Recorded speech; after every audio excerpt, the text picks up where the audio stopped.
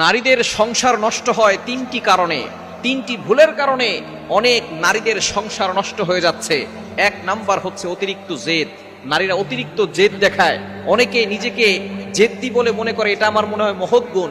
মনে রাখবেন, জেদ করা, অতিরিক্ত রাগ দেখানো, এটা কখনো মহৎ গুণ হতে পারে না। অতিরিক্ত জেদ যে সমস্ত নারীদের বেশি, তারা কখনো সংসারে সুখী হতে পারে না। এক নাম্বার, অতিরিক্ত জেদ মানুষকে শেষ করে দেয়, নারীদের সংসার নষ্ট করে দেয়। দ্বিতীয় নাম্বার, অতিরিক্ত স্বামীর সাথে তর্ক করা। অনেক স্ত্রী আছে স্বামীর সাথে সময় নেয়, অসময় নেয়, সব সময় তর্ক করে, তাদের সংসার বেশি দিন টিকে না। তিন নাম্বার, বাবা মায়ের কুপরামর্শের কারণে সংসার নষ্ট হয়ে যায়। বিয়ের পরে আপনার স্বামীর কথা বাবা মাকে বলবেন না, এবং বাবা মার পরিবারের কথা আপনার স্বামীর কাছে বলবেন না। বুদ্ধিমান নারীরা কখনো তার বাবা মার কথা স্বামীর কাছে বলে না, স্বামীর কথা বাবা মার কাছে বলে না। স্বামী যদি খারাপও হয়, আল্লাহর কাছে দোয়া করেন। আসিয়া ফিরআউনের সাথে থেকে জান্নাত